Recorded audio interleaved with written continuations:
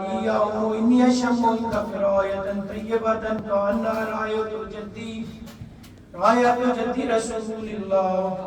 فقلت لمن جدك وأخاك تحت الكساء. فدال الحسين نحو الكساء وقال السلام عليك يا جد والسلام عليك. السلام عليك يا من أخبره الله وتأذن لي أن أكون معكما تحت الكساء. وقال وعليك السلام يا ولدي ويا شافي أمتي. قد أذنت لك فدخل معهما تحت الكساء. فعقل عند ذلك أبو الحسن علي بن أبي طالب صلوات الله وقال السلام عليك يا بنت رسول الله. فقلت عليك السلام يا أبا الحسن ويا أمير المؤمنين. فقال يا فاطمة إني أشم عندك راية طيبة كأن راية أخي وابن عمي رسول الله. فقلت نعم ها هو مع والدك تحت الكساء. فعقل علي نحو الكساء وقال السلام عليك يا رسول الله.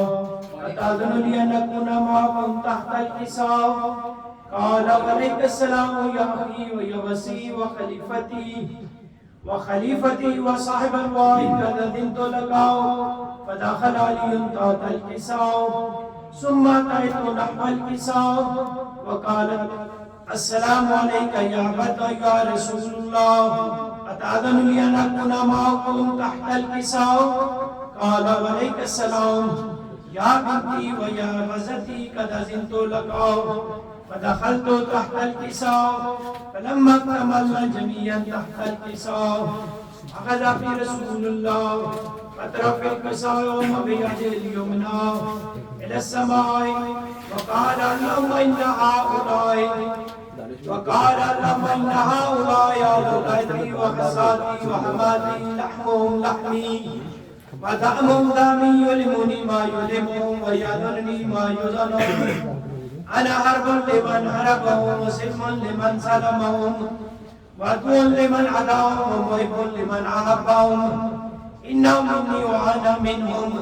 فاجعل صلواتك وبركاتك ورحمتك وغفرانك ورضوانك علي وعليهم فأذهب عنهم الرجس وطهرهم تطهيرا. اللهم صل على محمد. فقال الله عز وجل يا ملائكتي ويا سكان السماوات إني ما خلقت اسمهم بقية ولا أرضا بقية ولا قبرا منيرا ولا شمسا وزية ولا فلكا يدور ولا بحرا يجري ولا فلكا يسري إلا في محبة هؤلاء خمسة الذين هم تحت الكساء. فقال الأمين جبرائيل يا رب ومن تحت الكساء؟ فقال عز وجل هم أهل بيت النبوة ومعادن الرسالة هم فاطمة وأبوها وبعلها وبنوها. اللهم صل على محمد محمد وآل محمد صلى الله عليه وسلم. اللهم صل على محمد وآل محمد.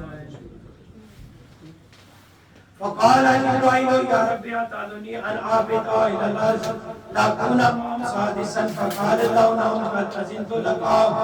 فهبط الأمين جبرائيل وقال السلام عليك يا رسول الله. علي العلا يقرأك السلام ويحسك بالتحية والإكرام ويقول لك وعزتي وجلالي إني ما خلقت اسمها مبنية ولا أرضا مدية ولا قمرا منيرا ولا شمسا مزية ولا فلكا يدور ولا بحرا يجري ولا فلكا يسري إلا لجعلكم وإبادكم. وقال أذن لي أن أدخل معكم فهل تأذن لي يا رسول الله؟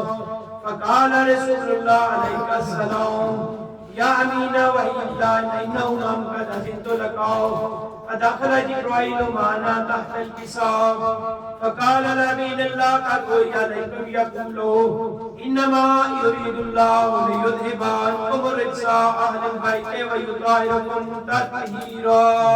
اللهم صل على محمد وآل محمد.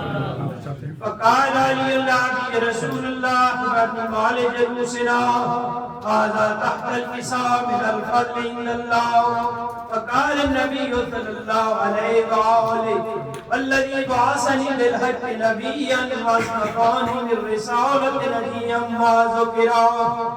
نبيا ما ذكر خبرنا هذا في محفل من محافل أهل الأرض وفيهم من شيعتنا ومحبينا إلا ونزلت عليهم الرحمة وحفت بهم الملائكة واستغفرت لهم إلى يتفرقوا. فقال علي عليه السلام إذن والله فضل وفاذ شيعتنا ورب الكعبة. فقال برسول الله صلى الله عليه وآله يا علي والذي بعثني بالحق نبيا واصطفاني بالرسالة نبيا ما ذكر خبرنا هذا في محفل من محافل أهل الأرض وفيهم من شيعتنا ومحبينا وفيهم محموم إلا فرج الله ولا محموم إلا وكشف الله غمه ولا طالب حاجات إلا وقضى الله حاجاته. فقال علي عليه السلام والله خذنا وسويدنا وكذلك شيعتنا فعزوا وسويدوا في الدنيا والآخرة برب الكعبة صلوات. اللهم صل على محمد وآل محمد آل محمد صلوات.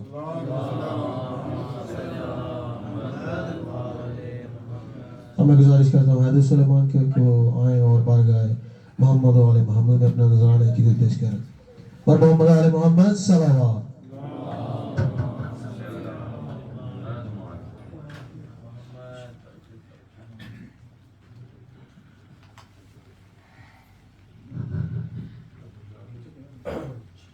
سجاد لئیے مشکل اے شام دا سفر سجاد لئیے مشکل اکبر براد قاتل اکبر براد قاتل آفت ہم سفر سجاد لئیے مشکل اے شام دا سفر سجاد لئیے مشکل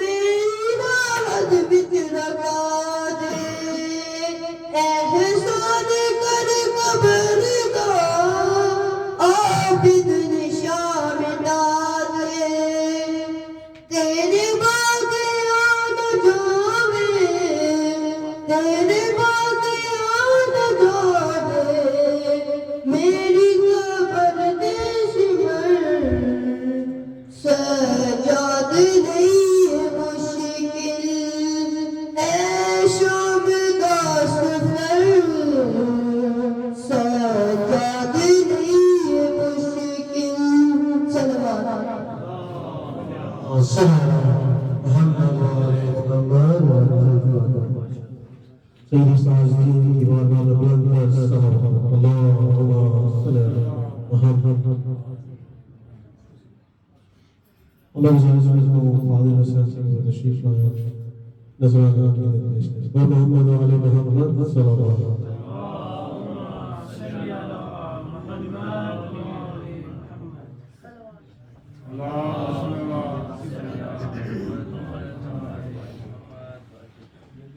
شیری میں آ گیا وعدہ ہوا وفا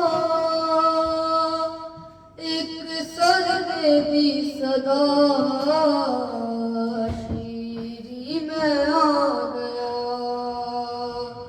کچھ دیر کے لیے ہے تیرے گھر میں بس گیا جلدی سے کر غریب کی مجلس کے اہتمام آئی ہے فاطمہ فرش عزا بچھا شیری میں آ گیا وعدہ ہوا وفا ایک سجدے کی صدا شیری میں آ گیا مارے ہیں سنگ شہر کے لوگوں نے اس قدر بہنوں کے ساتھ ساتھ ہے زخمی میرا بھی سر پیچان اب صدا چہرہ لہمرا شیری میں آ گیا وعدہ ہوا وفا ایک سر نے دی صدا شیری میں آ گیا پیروں سے میری بہنوں کے کانٹے نکال لے وہ دیکھ گر رہی ہے سکینہ سنبھال لے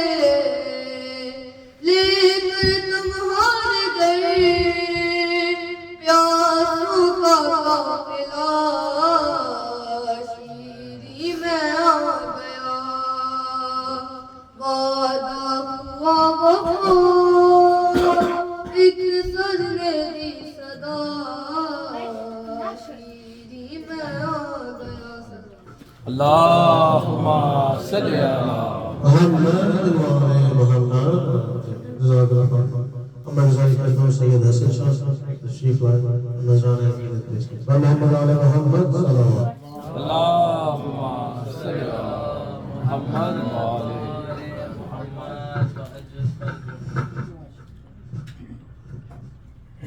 محمد وعلی محمد اللہم صلی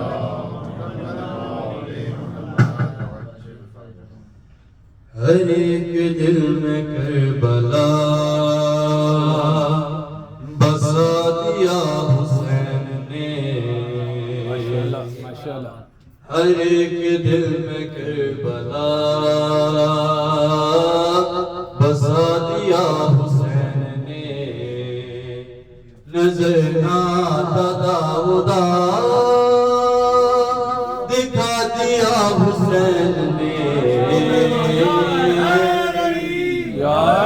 ماشاءاللہ سید الشہداء بلند کر صلوات اللہم صلی علی محمد وعلی محمد ہر ایک دل میں کربلا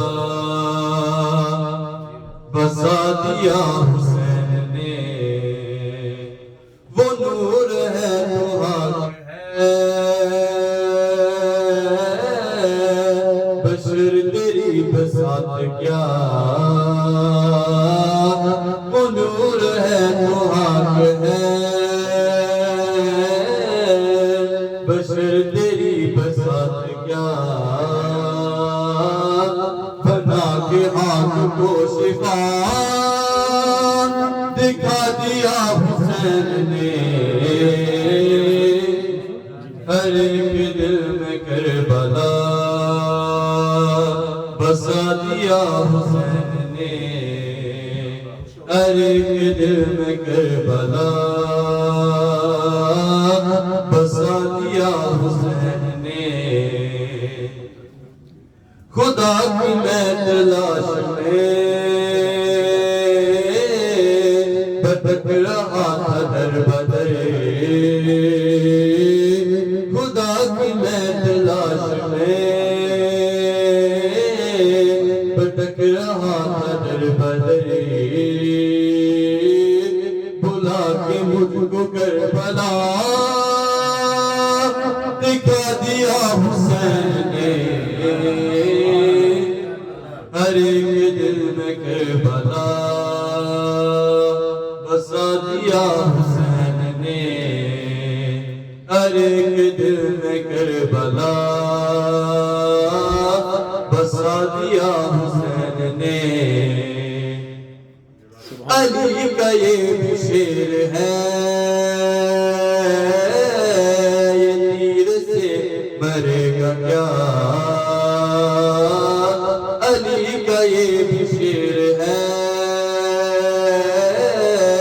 یہ تیر سے مرے گا کیا بسر کو ہاتھ پہ اٹھا ہنسا دیا حسین نے ہر ایک دل میں کربلا بسا دیا حسین نے ہر ایک دل میں کربلا بسا دیا حسین نے سوال بیت یزید اٹھے گا نہ حشر تک سوال بیت یزید اٹھے گا نہ حشر تک کہ کربلا کی آگ میں دبا دیا حسین نے ہر ایک دل میں کربلا بسا دیا حسین نے ہر ایک دل میں کربلا بسا دیا حسین نے میان دشت کربلا شکار تیرا برملا میان دشت کربلا شکار تیرا برملا یہ کان میں صغیر کی بتا دیا حسین نے ہر ایک دل میں کربلا بسا دیا حسین نے ہر ایک دل میں کربلا بسا دیا حسین نے صلی اللہ محمد و آل محمد یہ تھی سید حسن شاہ ماشاء اللہ مولا آپ کی اس عبادت کو قبول کرے جزاک اللہ اب میں گزارش کرتا ہوں فضل سے فضل علی کی تشریف لایا نذرانہ عقیدت پیش کرے بلندتر صلوات صلی اللہ محمد و آل محمد و عجل فرج پھر بھی صلوات اللہم صلی اللہ سکینہ غین کر دی رہی مینوں میں گل دساں بابا سکینہ غین کر دی رہی مینوں میں گل دساں بابا ڈرونے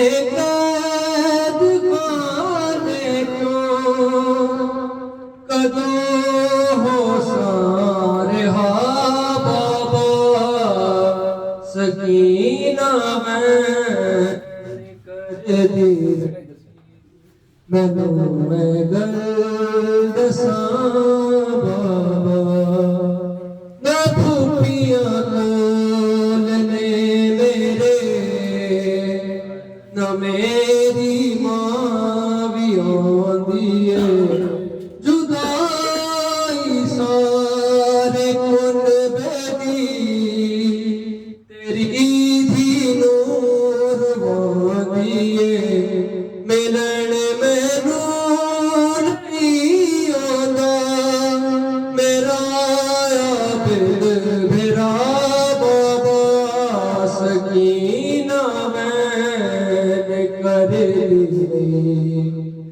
مینوں میں گل دساں بابا ڈرونے قید خانے وچ بڑا ڈاڈا نیرا ہے پتہ نہیں رات کنج پیندی کدوں چڑھدا سویرا ہے قسم تیری اتے ہوندی نہیں تازہ ہوا بابا سکینہ میں کر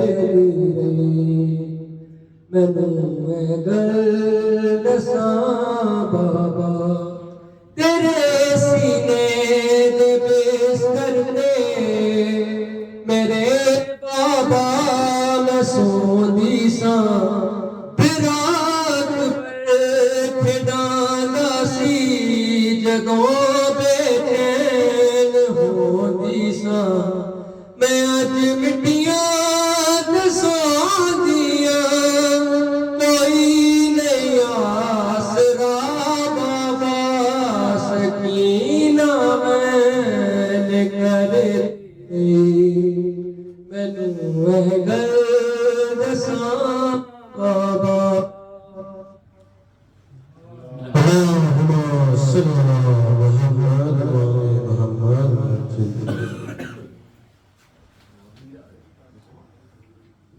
محمد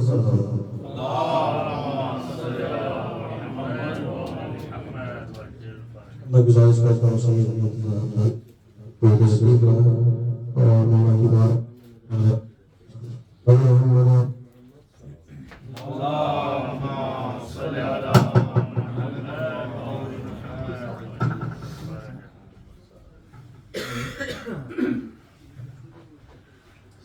نعرہ تکبیر نعرہ رسالت سب مل کے نعرہ حیدری نعرہ حیدری اور محمد والے محمد بلندری صلی اللہ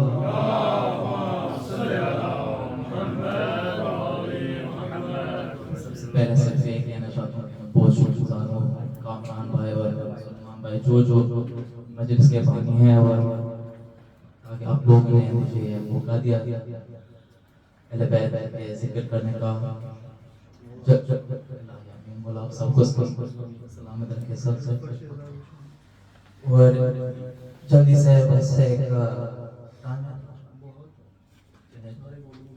ماشاءاللہ جلدی سے کلام مولا حسین علیہ السلام کی شان میں سب کے ساتھ بر محمد وعلى محمد بلند کر صلوات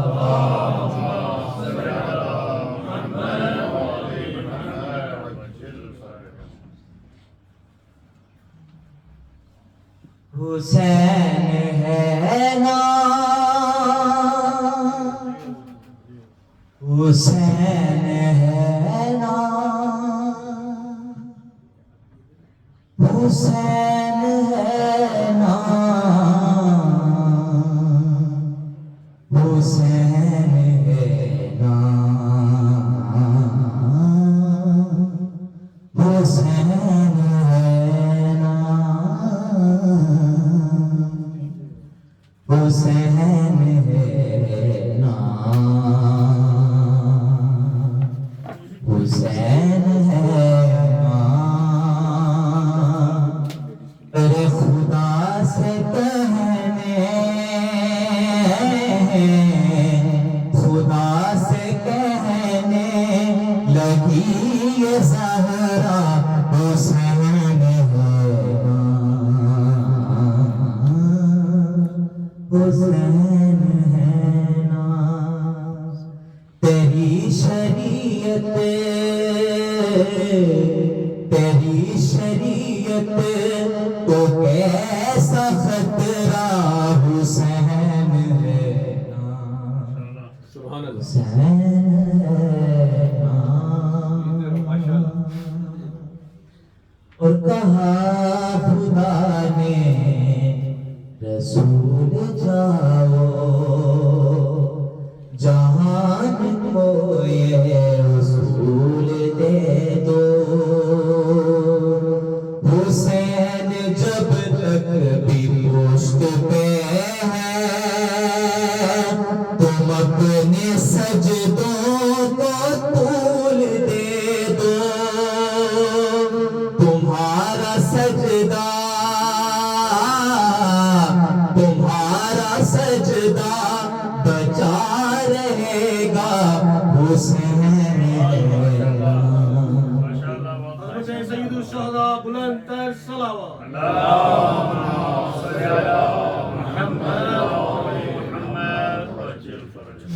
حسین ہے نا حسین ہے نا حسینیا حسینیا یزیدیا حسین ہے نا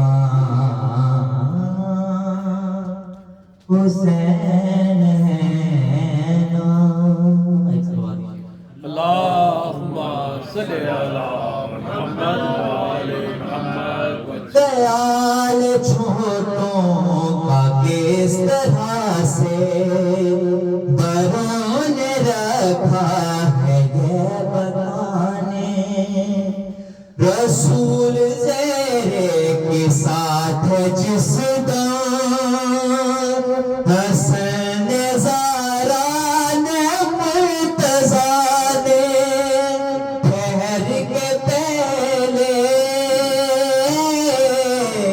ٹھہر کے پہلے نبی سے پوچھا حسین ہے نا حسین ہے نا اس کی تو جو ہے بہت دور سے کیا ہے جو دیکھا ماتھے پہ داغ سجدہ تو شیخ سے بولی ان سو جا جناب سب خیریت تو ہے نا طویل اتنا کیا ہے سجدہ وہ بولے جل کے وہ بولے جل کے ارے وہ بچہ حسین ہے سبحان اللہ ماشاءاللہ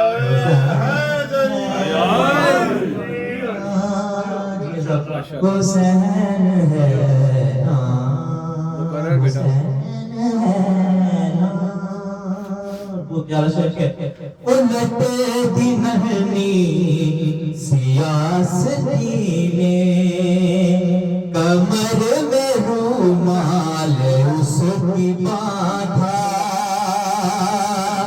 نظر اتاری نظر سے اپنی علی کی بیٹی نے پھر یہ بولا رباب دیکھو رباب دیکھو تمہارا بیٹا حسین ہے نا حسین ہے میرے ساتھ حسین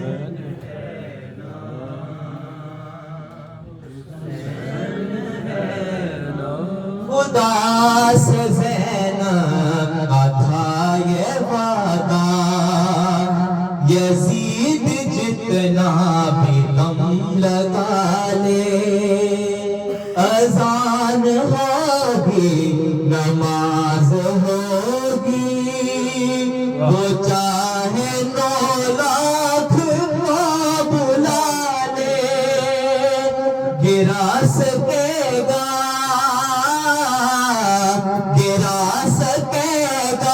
نہ تیرا بابا حسین ہے سب کہتے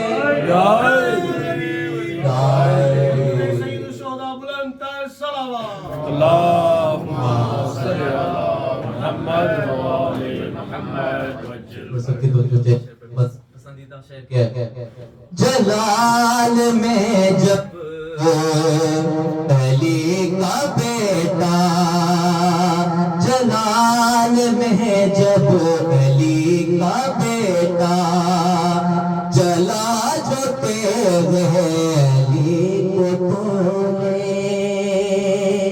عجیب بھگت تھی کربلا میں سوار ایک دوسرے سے بولے تیرے بھی پیچھے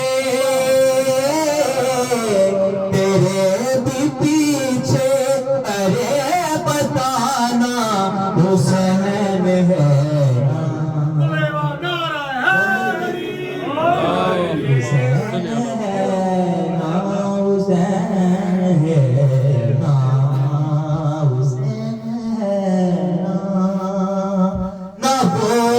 اسی سے ہوا ہے پیدا نہ کوئی بھی اس سے ہوگا پیدا یہ شرط توحید ہے نصیری بتا کے اب تیرا کیا بنے گا تیرے خدا کا تیرے خدا کا تو ایک بیٹا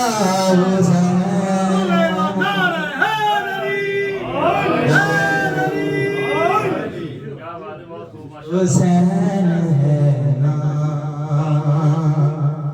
حسین ہے نا وہ سب بلاؤں کو ٹال دے گا وہ مشکلوں سے نکال دے گا خلاف چاہے وہ ساری دنیا وہ خود اکیلا سنبھال لے گا علی کے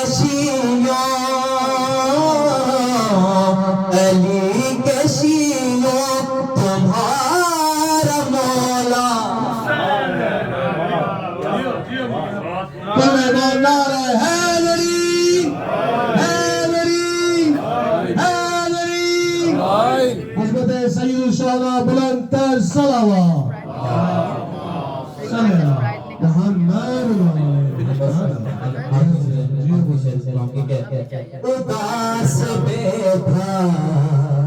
اداس بیٹھا ہے کیا مسلمان نہیں اگر حج کی استطاعت تجھا بھی کربلا چلا جا خلوص سے دل میں کر کے نیت بغیر حج بھی تو حاجی ہوگا حسین ہے نا حسین ہے نا حسین ہے نا حسین ہے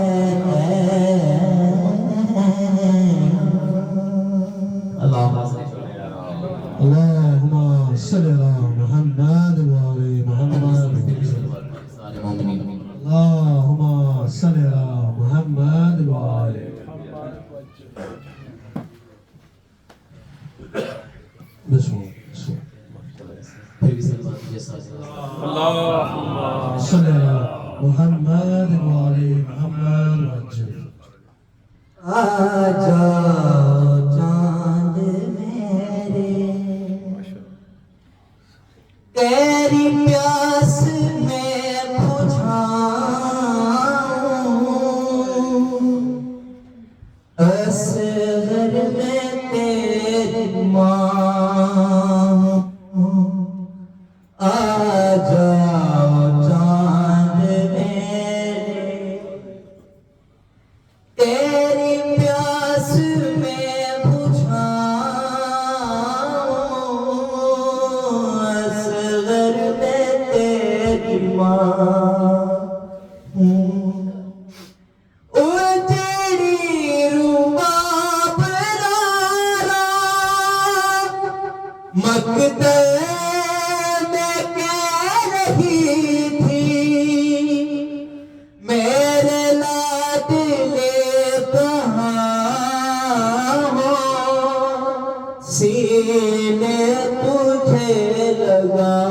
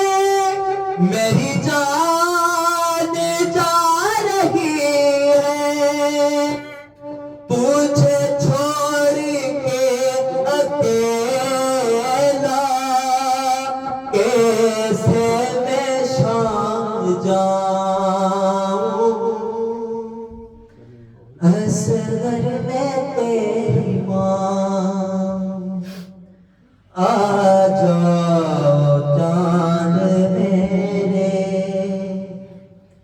بیٹا تمہارا کان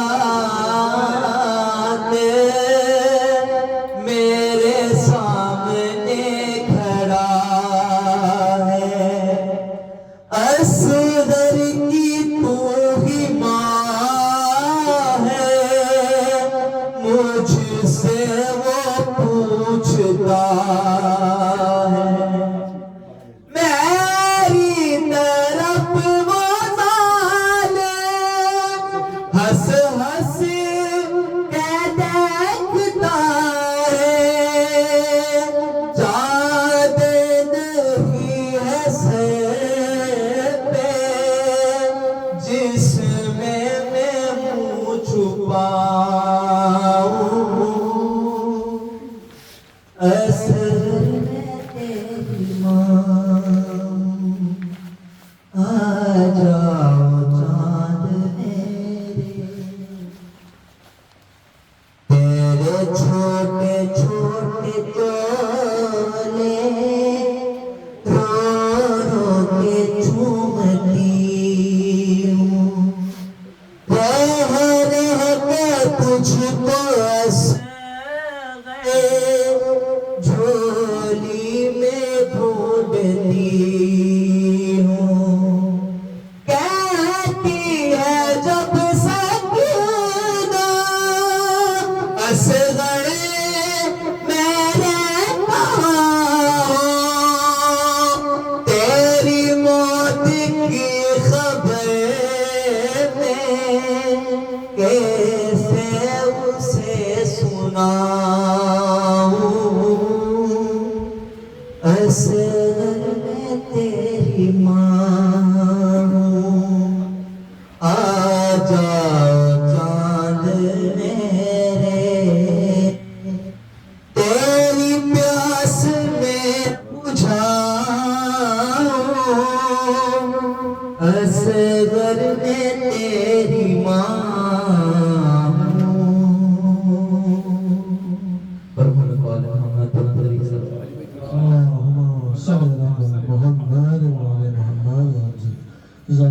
مولا آپ کی لارہ عبادت کو قبول کرے اور جتنے بھی اذکار عبادات آپ نے کربلا میں کی ہیں مولا وہ بھی آپ کی بارگاہ اپنی بارگاہ میں قبول و منظور کرے اور محمد آل محمد صلی اللہ اللہم صلی اللہ محمد آل محمد اب مولانا سے پہلے میں گزارش کروں گا ہمارے بڑے محترم آغا مرتضیٰ سے کہ وہ تشریف لائیں اور مولا کی بارگاہ میں نذرانہ عقیدت پیش کریں محمد آل محمد صلی اللہ اللہم صلی اللہ محمد آل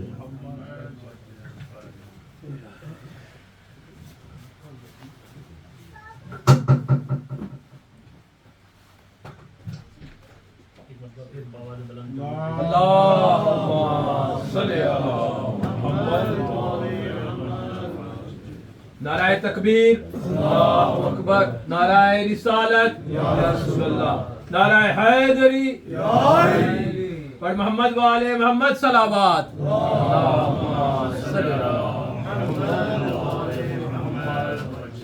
یہ فیصلہ ہے میرے یقین و خیال کا یہ فیصلہ ہے میرے یقین و خیال کا شبیر سا ہوا نہ کوئی بھی کمال کا شبیر سا ہوا نہ کوئی بھی کمال کا سجدے میں سر حسین کا گردن پہ سجدے میں سر حسین کا گردن پہ تیغ ہے راہ خدا میں حوصلہ حیدر کے لال کا رشتہ کوئی بھی کام نہ آئے گا حشر میں رشتہ کوئی بھی کام نہ آئے گا حشر میں رشتہ فقط چلے گا محمد کی یاد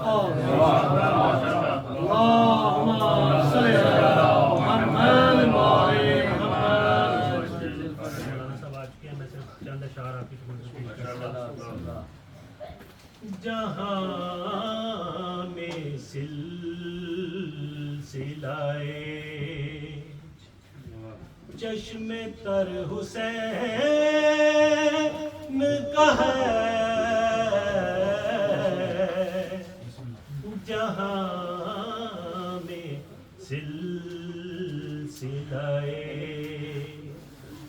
چشم تر حسین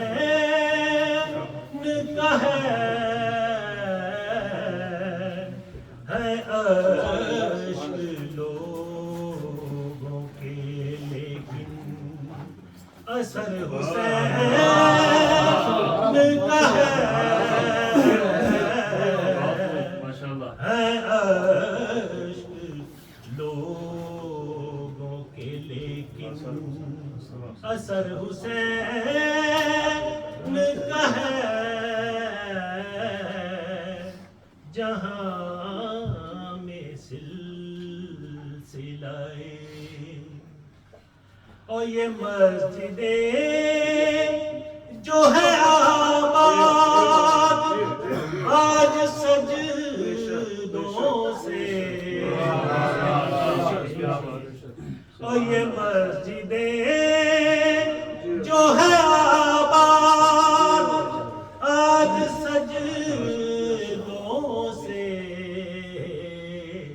کرم یہ تیرا صحیح مولا سمر حسین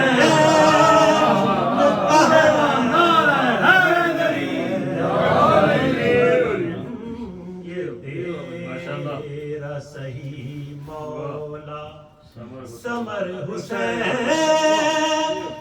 کا ہے جہاں میں سلسلے اور ہماری صبح کا نام علی سے ہے آغاز ہماری صبح کا نام علی سے ہے آغاز پھر اس کے بعد تو ایک ایک بہر حسین کا ہے عظمت سید الشہداء بلند الصلوات صلی اللہ محمد حسین کا ہے اور یزیدیت تیرے ماتھے پہ جو پسینہ ہے یزیدیت تیرے ماتھے پہ جو پسینہ ہے خدا کا خوف نہیں ہے یہ ڈر حسین کا ہے خدا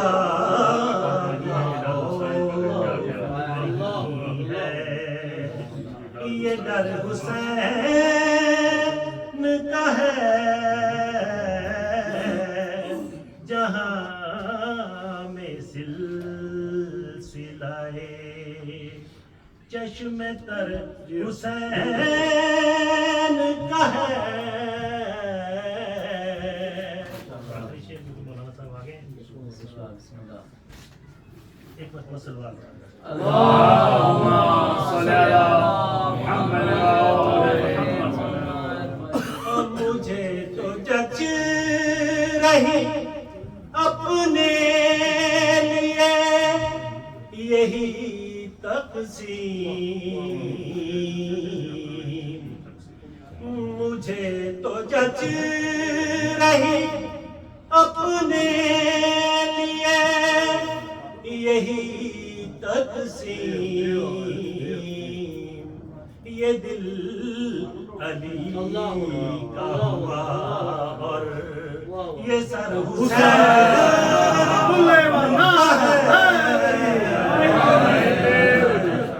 یہ دل علی کا ہوا اور یہ سر حسین کا ہے جہاں میں سلسلے چشم تر حسین کا ہے جہاں میں سلسلے شعر تو بہت ہے لیکن مولانا اعلیٰ جانی مولا آپ کی اس نعرہ مبارک کو قبول کریں. بر محمد آل محمد صلوات.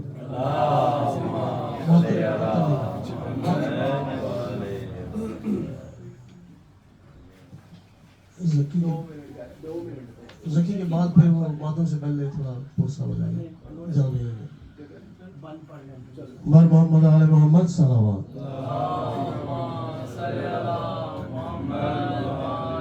Now I make very humble request to all of your favorite. Okay. بر محمد آل محمد صلوات. بلائیں اس میں مومنین میں سے ایک ذاکر بڑی دور سے پڑھنے کے لیے آئے ہیں اور he's literally parking his car. So stay with us. اور بر محمد آل محمد صلوات.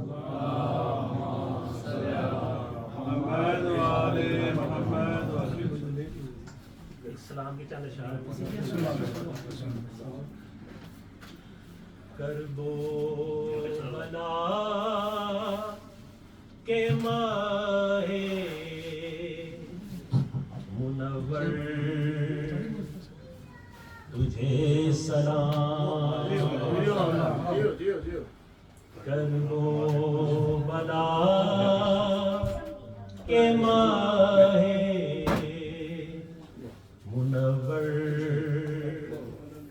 تجھے سلام جلتی زمین پہ لاش بے سر تجھے سلام کربو بنا کے ماہ منور تجھے سلام رو کر حسین کہتے بیٹے کی لاش پر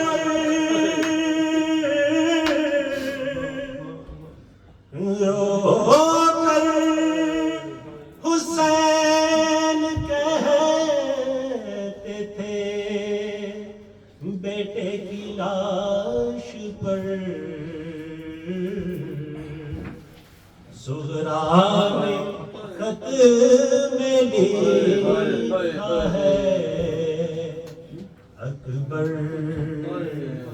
تجھے سلام کربو بلا کے ماہ منور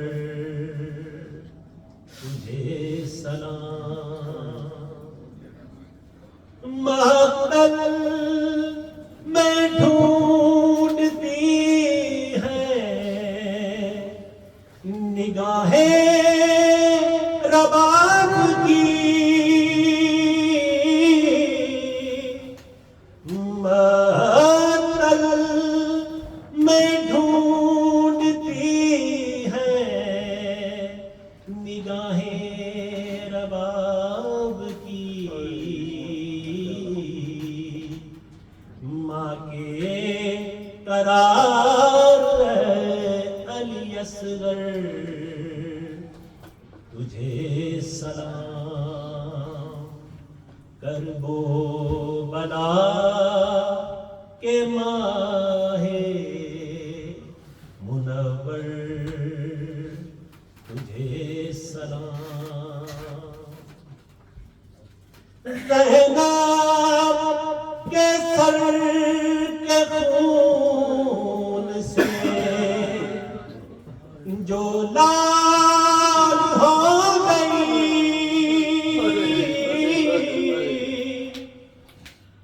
زینب کے سر کے خون سے جو لال ہو گئی اے دخترے بطول کی چادر تجھے سلام اے دخترے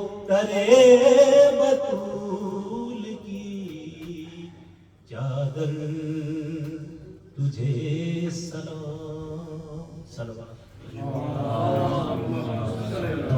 محمد وعلى محمد وعجل جزاک اللہ خیرا مولا آپ کی اس عبادت کو قبول کرے آپ گزارش کرتا ہوں سفیر شاہ سے وہ تشریف لائیں اور مولا کی بارگاہ میں نظرانہ عقیدت پیش کریں بر محمد آل محمد صلوات اللہم صلی علی محمد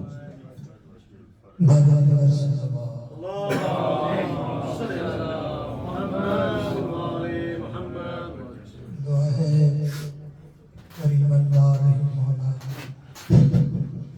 تمام مومنین کا صف آزاد درایا قبول و منظور فرما اشتیاق بھائی کامران بھائی سلیمان بھائی بچھائیے صف آزاد ہوں اپنی بارگاہ قبول و منظور فرما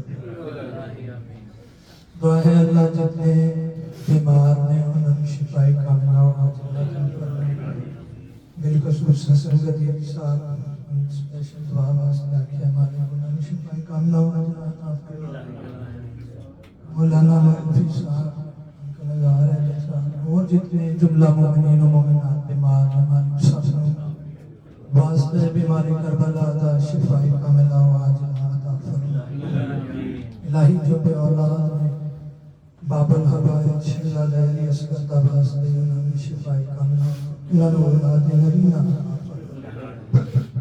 امام دے ظہور تے تاجیل واسطے خاندان علی تھار تے بلند تر صلوات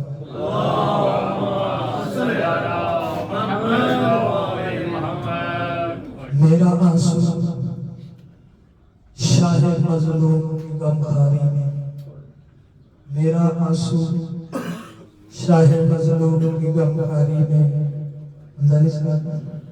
میرا آنسو شاہ مظلوم کی غمخاری میں دو قدم آگے ہے سجدوں سے خودداری میں دو قدم آگے ہے سجدوں سے خودداری میں آدھے نے نہ پوچھ سلیمان اس نگینے کی قیمت تخت بک جائے گا آنسو کی خرید آئے گا صلوات اللہم صلی علی محمد وآل محمد چند الفاظ ذکر مصائب سارے صفی حضرات آئے ہو علی بادشاہ نے اجڑی ہوئی تھی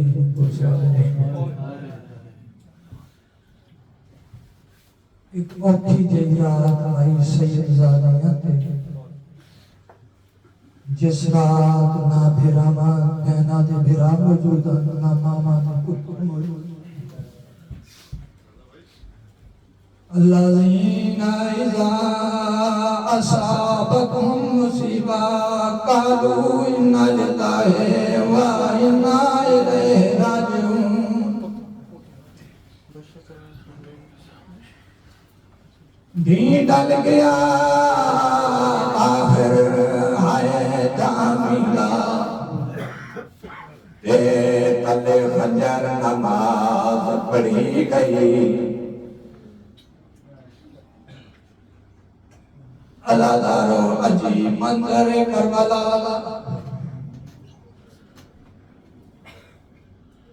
شام غریباں چھا گئی شمر پہ حیا نیزہ دے کے علی دیاں دیاں دے خیمے آج باہر آ گیا آدھے لٹو علی دیاں دیاں نو اینا دے بچاون آدھا کوئی نہیں رہ گیا عزادارو عجیب منظرے بے حیا نیزہ دے کے علی دیاں دیاں دے خیمے آج آ گیا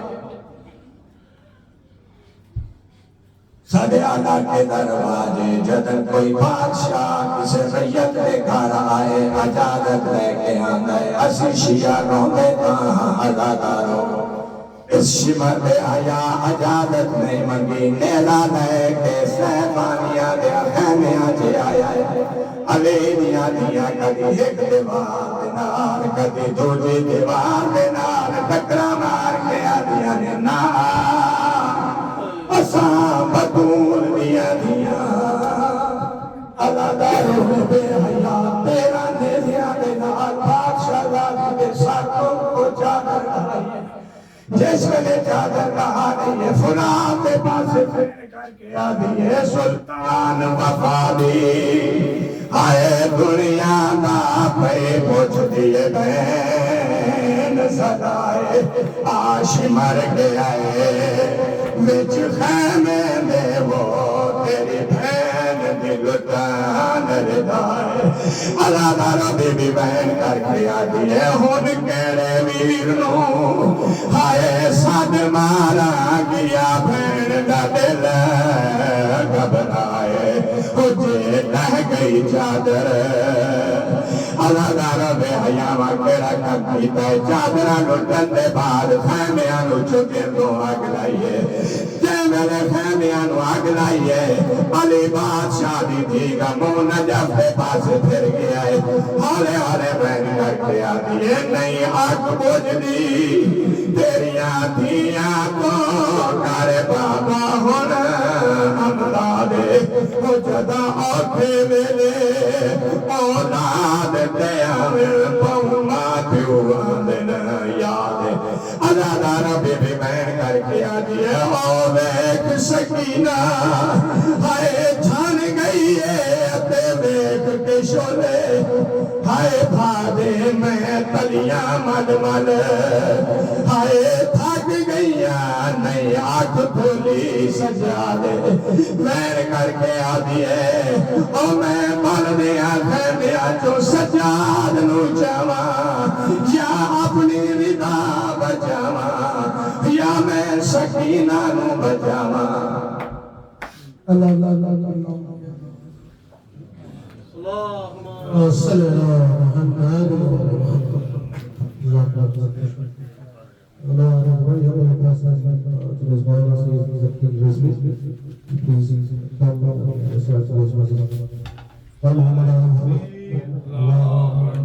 نعرہ تکبیر نعرہ رسالت یا رسول اللہ نعرہ رسالت یا رسول اللہ حق دا امام نعرہ حیدری حیدری حسینیہ زندہ باد حسینیہ زندہ باد یزیدیہ یزیدیہ دشمنان اہل بیت پہ صبح شام لعنت آواز بلند صلوات اللہم صلی علی محمد و آل محمد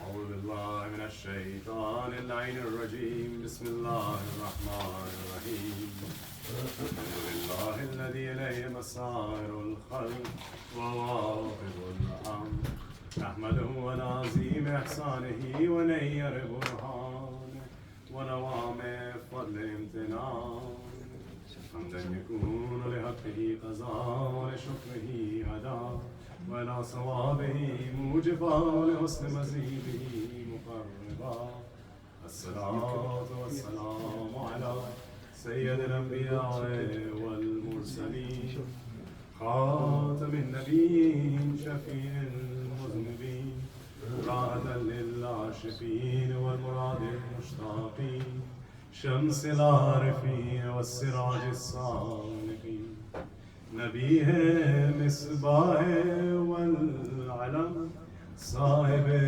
جود والكرم والله حافظ وجبرائيل خادمه والبراق مرقه سدرة المنتهى مقامه إن شاء الله حسين محبوب رب المشرقين والمغربين جد الحسن والحسين مولانا ومولاي الثقلين أبو القاسم محمد اللهم صل على محمد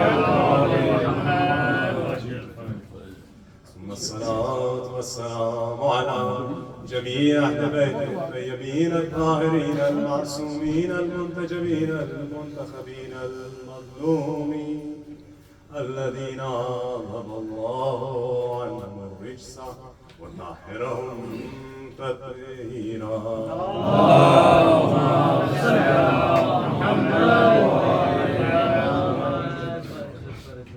ولعنة الدائمة على أعدائهم منكر فضائلهم حاسب حقوقهم ومراتبهم ومنزلتهم ومقامهم من يومنا هذا إلى قيام يوم الدين.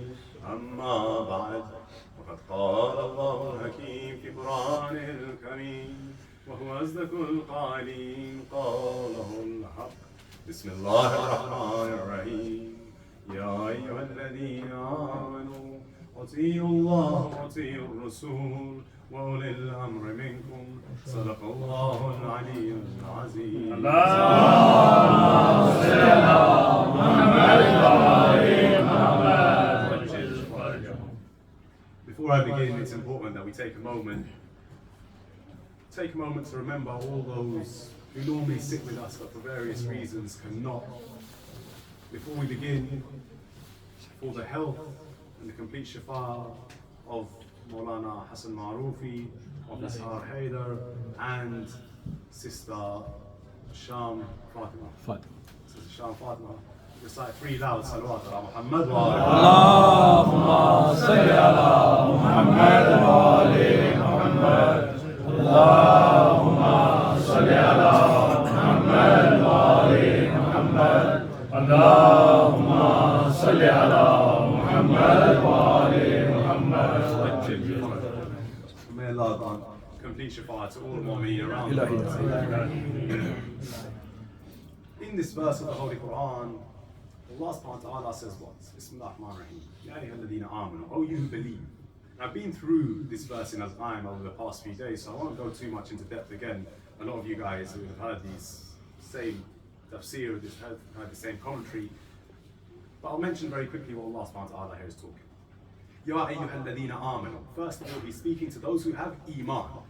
He doesn't say, Ya ayyuhal muslimin. No, not the Muslims. Not, oh, you who believe in one God. No. Not you who believe in Muhammad sallallahu alayhi wa sallam.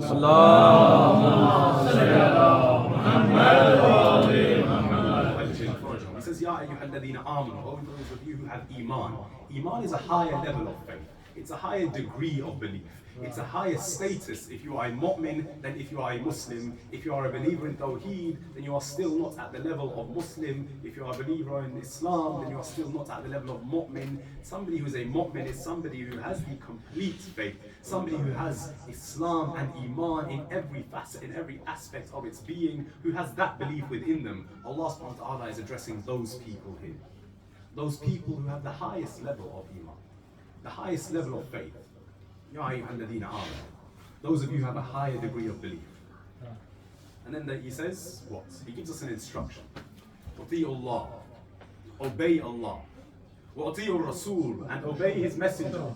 وَأُولِي الْأَمْرِ مِنْكُمْ, and the awliya. Now we went through, in our time over the past few days, we went through how this relates back to our concept of imamah. I won't go back into that again, but Allah subhanahu wa ta'ala is giving us an instruction to believe, not just to believe, but to obey.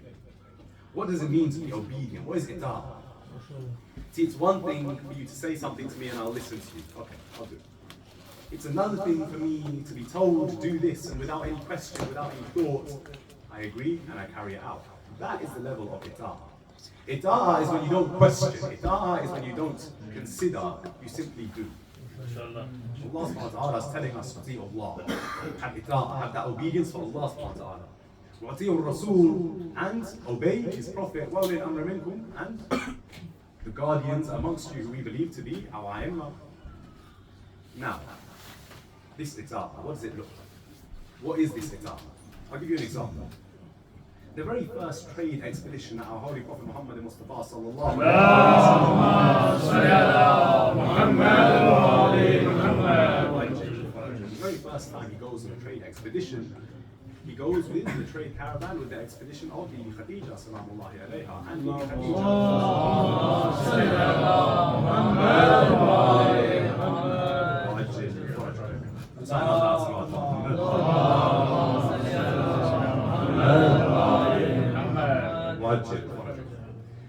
Khadija, she says to her servant who goes along with them on this trade caravan, she says some very choice words, some very well chosen, some very well spoken words. What does she say? she says, and the reason they've chosen the Holy Prophet is because Bibi Khadija's heard there's great barakah in this man's hands. Wherever he goes, there's great barakah. So, Bibi Khadija, she says to her servant, look, whatever this man Muhammad tells you to do, you do that. Whatever he says, you follow his orders. And then the words she says, so beautifully spoken, she says what? She says, if he says to sell all of our products at a higher price, you sell them at a higher price. If he says sell them at a lower price, you sell them at a lower price. If he says give everything away for free, you give everything away for free. If he says it is the daytime and you can see the moon in the sky, then consider it to be the daytime. If he says it is nighttime and you can see the sun in the sky, consider it to be nighttime. Then the servant of Bibi Khadija goes on this trade expedition. He does as Bibi Khadija has said. Through the ita'at of Bibi Khadija, he carries out the ita'at of Rasulullah. Now imagine what Bibi Khadija has said here, the last two lines. Just look at those. If he says it is the daytime and you can see the moon in the sky, then consider it to be day. If he says it is nighttime and you can see the sun in the sky, consider it to be. Every single thing this servant of Bibi Khadija has known from the moment he was born till now, Bibi Khadija saying, he says you're wrong, you're wrong. If you can see it with your own eyes, but he says otherwise, believe him. You're experiencing it, it's in front of you. You know what daytime is, you've always known what daytime is. But if he says it is not daytime, it doesn't matter what you think, it doesn't matter what you feel. It's daytime. This is ita'ah. And then we see what the beauty of that ita'ah is, what the outcome of that ita'ah is. When they return from that trade caravan, what happens? Bibi Khadija asked her servant, tell me, what did you notice about this man? He says, on this trip, we've got more profit than we've ever had before. We've earned more than we ever had before. Now, that wasn't what Bibi Khadija was looking for, and I'm sure her servant knew that as well. But in telling us this, we learn when Allah subhanahu wa ta'ala tells us, when He tells us to obey, there's a certain reason for that. If you want to see the blessings and the beauty in that ita'ah, the blessings and the beauty in that obedience, go and look at what happened with that trade caravan of Bibi Khadija, with that trade expedition. They made more than ever before. Why? Through the ita'ah of Rasulullah sallallahu alayhi wa sallam.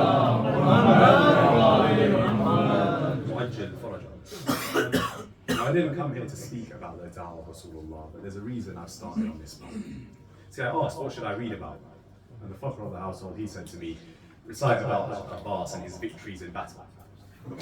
Now see, this is something I feel very strongly about.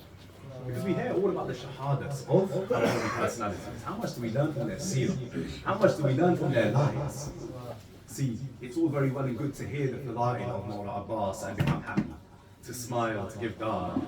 It's all very good. But if you don't learn anything from it, then what happened? If you don't learn anything from it, then what did that fada'il do for you? See, the reason that we say we are blessed is because we are the followers of those holy personalities, is it not? But to be the followers doesn't simply mean to be happy at their fada'il without taking anything from them. If we don't take anything from them, then their fada'il are theirs, but we don't take any fada'il from them. For me, I consider it a fadilah to be a follower of the Muhammad Abbas. For me, I consider it to be a fadilah to be a follower of Ahlul Bayt alayhi salam. So why might I not take anything from their lives? We have to. This ita'ah, it is one of the greatest lessons that we learn from our Muhammad Abbas. This obedience is one of the greatest things we can take from the life of Ghazi Abbas. But to listen to the fadilah and to learn from them, it elevates us. To listen to the fadilah and to take something from them, it grants us mi'raj, an ascension. It brings us higher. I turn to the Holy Quran, where Allah subhanahu wa ta'ala says in Surah Al-Qadr, Bismillah ar-Rahman ar-Rahim, تَنَزَّلُ الْمَلَائِكَةُ وَالرُّوحُ فِيهَا بِإِذْنِ رَبِّهِمْ مِنْ كُلِّ أَمْرٍ. The angels descend, and not just the angels, but Ruh, the archangel, Angel Jibreel. He descends, he is coming down onto earth. But how? بِإِذْنِهِ, with the permission of Allah Azza wa Jal. See, we can't do anything in this life, in this world, without the permission of Allah subhanahu wa ta'ala. That's true for each and every one of us. Even the Ahlul Bayt alayhi salam, when they do something, it is with the permission of Allah subhanahu wa ta'ala. Now, it's a different matter that I may have to ask Allah subhanahu wa ta'ala for permission before I do anything. Allah subhanahu wa ta'ala grants them permission for whatever they consider to be correct. But, nonetheless, if the angels must ask for permission to descend onto earth, we should have to ask for permission before we ascend with the fadail of Allah. So let's take permission. How do we take permission? It's the same for any holy personality, or in fact any holy land. When we wish to enter, what do we recite? We recite something called Idn Dukhul. We ask for permission to enter that land, that place, that holy place. We ask for permission before we enter it. Now let's look at Idn Dukhul of Abu al-Fadl Abbas. Before we look at Idn Dukhul for Hazrat Abbas, let's understand where it came from. The Idn Dukhul of Hazrat Abbas, it was not written by a scholar. It was not written by a Zahir. It was not written by any ordinary man, no. The Ibn Dukhul for our Molana Abbas comes from none other than our sixth Imam, Imam Ja'far as-Sadiq alayhi salam.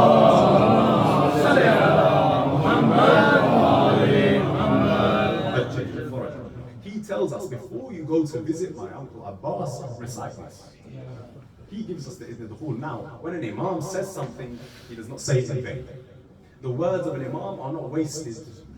The words of an Imam, they're not said for the sake of being said. It's beautifully put. Kalam al-Imam, Imam al-Kalam. The words of an Imam are the leaders of words, the best of words. So, what does the Imam say? How does he start off this Ibn Dukhul? He first starts off with Salam Allah. The salam of Allah Azza wa Jal upon Abu al-Fadl Abbas. Take a moment to pause and reflect. What are we saying here? The salam of Allah subhanahu wa ta'ala upon Abu al-Fadl Abbas. Allah subhanahu wa ta'ala is who? Lord of all the worlds, Rabbul Alameen, our creator, our sustainer, our maker, the designer of everything in this world. He stops and takes time to wish Abu al-Fadl Abbas peace and blessings. When we say Allah subhanahu wa ta'ala is Rahman, when we say He is Rahim, it means He showers blessings upon us. Now imagine He showers blessings upon each and every one of us just as a collective. We are all humans, we are all His creation, He showers blessings upon us. Imagine how great that person is who Allah subhanahu wa ta'ala singles out. You will have my blessings. Salam alayka ya Abu al-Fadl Abbas, coming from who? Allah Azza wa Jal Himself. These are not my words, these are the words of the Imam. Salam Allah. Allah subhanahu wa ta'ala sends His salam to Abbas. And then, وَمَلَائِكَةً and His angels. Again, let's take a moment, let's pause. The first thing to notice, how many angels are there? How many angels are there? We cannot count them. It says that on Laylatul Qadr, we spoke about Laylatul Qadr a moment ago, تَنَزَّلُ الْمَلَائِكَةُ وَالرُّوحُ فِيهَا بِإِذْنِ رَبِّهِمْ مِنْ كُلِّ أَمْرٍ. They all descend upon the earth. We see in the hadith, it says that on Laylatul Qadr, so many angels descend upon the earth that the earth expands. The earth grows to make room for those angels. You understand what that means? Angels aren't confined to being on land. Angels don't have to be on the roads and the pavements. Angels don't stay in London and Slough. They go all over the earth. The land that is uninhabited and the land that is habited. The oceans, the seas, the mountains, the valleys, the angels occupy all of that in those nights of Laylatul Qadr. There are so many angels we cannot begin to count them. Here when the Imam says the angels send their salam to Abu al-Fadl Abbas, he doesn't say a select group of angels. He doesn't say those angels. No, he says all the angels send their salams on Abu al-Fadl Abbas. There's no boundary, there's no limit. All the angels, imagine how many angels are sending their salams. But I stop and I pause and I take another moment. Think about what angels are like. Think about why they are different from us as humans. What is different? Angels don't have what we call ikhtiyar. Angels cannot do things of their own accord. Angels cannot do things just because they want to. Allah subhanahu wa ta'ala creates angels with a purpose. He created them for a reason. You have angels on your shoulders writing down your deeds, that's all they do. They don't do anything else. There are angels there to write down the fadail of Amir al-Mu'mineen, that's all those angels do. They don't do anything else. You have the angel of death. The angel of death takes souls, that's all he does. He doesn't do anything else. You have Israfil, who will blow the trumpet. That's all he will do. He won't do anything. An angel is created with a purpose. An angel is created to do one particular job. That's all the angel does. Nothing else. Not even a slight deviation from that. That's how angels are created. But here we said that the Imam, he didn't place any boundary on the angels which sent salams to Abu Abbas. The Imam, he didn't say that select group of angels which was made to send salams to Abu Abbas and their salams. That's not what he said. He said the angels without any boundary, without any limits. Yani all angels send salam to Abu Abbas, which tells us what? When Allah subhanahu wa ta'ala creates each and every angel, He does what? He tells them what? Your job is to do this. Your job is to do, masalan, your job is to take the souls of people. and send salam to Abu Fadl. Allah. Your job is to do what? Your job is to take care of orphans and send salam to Abu Fadl. So every single angel Allah creates, He gives them a purpose and He adds the purpose into there. He says your purpose is whatever it is, and also to send salam to Abbas ibn Ali. MashaAllah. Allah subhanahu wa ta'ala, when He creates with Abbas in mind. MashaAllah. MashaAllah. This is not ghulul. This is not exaggerating the status of Abu Bakr Abbas. No. How can we know the status of Abbas? How can we know the status of this brother of Hussein ibn Ali? How can we know the status of this son of Amir al-Mu'mineen? Allah subhanahu wa ta'ala, when He creates the angels, He creates them with Abu Fadl Abbas in mind. He creates them with them in purpose. Recite la salawat ala Muhammad.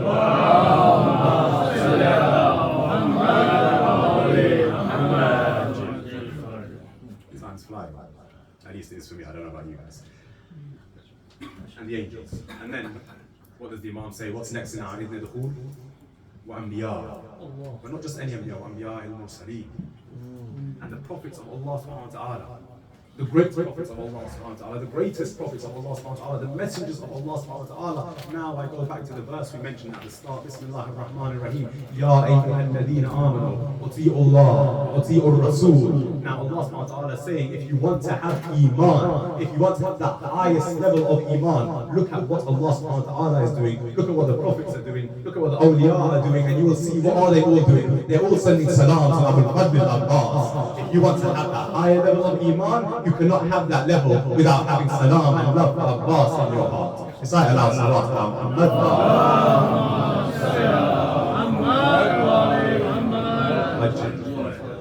That highest level of faith, that highest level of belief, that highest level of Iman, it comes from sending your salam to Abu Fadl Abbas. The Ibn al-Dukhul goes on, وَأَوْلِيَاءَ, and he goes on, وَالصِّدِّيقِينَ, who is a Sadiq? And it goes on, Abdul Salih. We often translate Abdul Salih to mean the best of Allah's servants, the great servants of Allah subhanahu wa ta'ala. Let's go back to the Holy Quran again. Who is Abdul Salih in the Holy Quran? When the Holy Quran speaks about Abdul Salih, the great servant, it is talking about Nabi Khidr. Again, we're told again and again, the prophets are sending salams on Abbas. The angels, the awliya, Allah Azza wa Jalla Himself sends salams on Abu Fadl Abbas. We recite this in the Dukhul.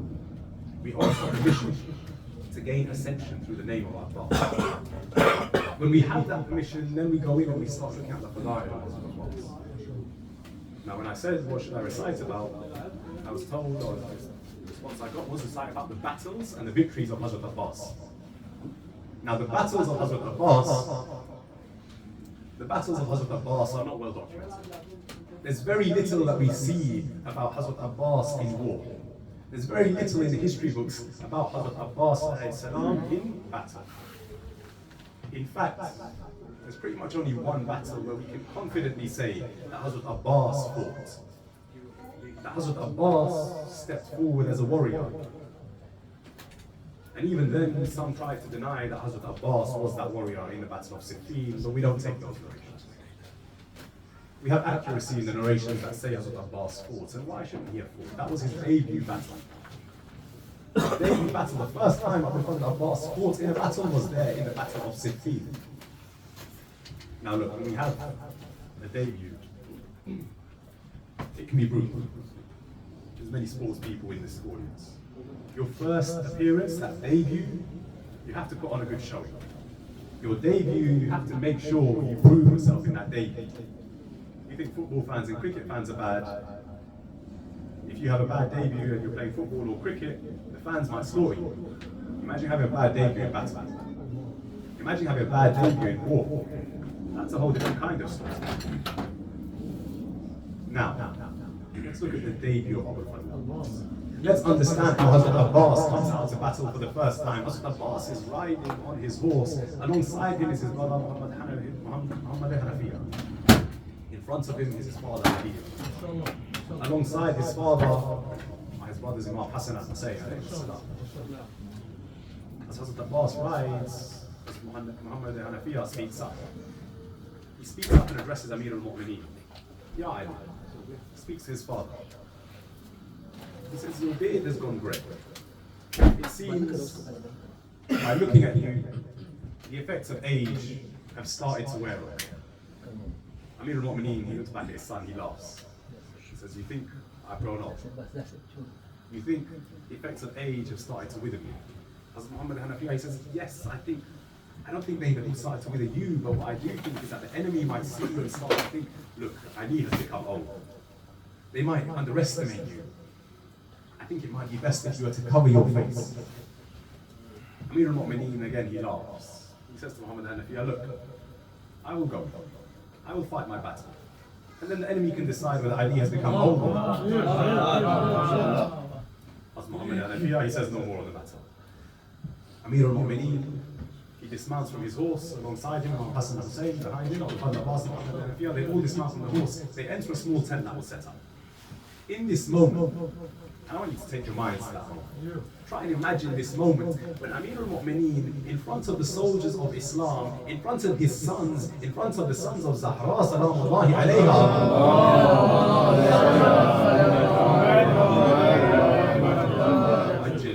He addresses everyone, but I think he might have been addressing Hazrat Muhammad Hanafiya specifically. He says, I will go out there today and I will show my battle and I will show everyone that the bones of Ali are as young as they were in Khaybar. That the muscles of Ali are still as strong as they were when they struck Marha. And why wouldn't they be? We spoke about idhn, we spoke about permission, that we get that from Allah subhanahu wa ta'ala, that Ahlul Bayt alayhimus salam, they have that from Allah subhanahu wa ta'ala. You think the strength of Ali comes from anywhere other than Allah subhanahu wa ta'ala as well? We have it in all our narrations. Hadith Qudsi. لا فتاة إلا علي لا سيف إلا ذو الفقار. This strength comes from Allah subhanahu wa ta'ala. It does not wither with age. It does not decline with age. So Imam Ali, he addresses everyone. He says, I will show them that the bones of Ali are as strong as they were in Khaybar. That the muscles of Ali are as strong as they were when he struck Marha.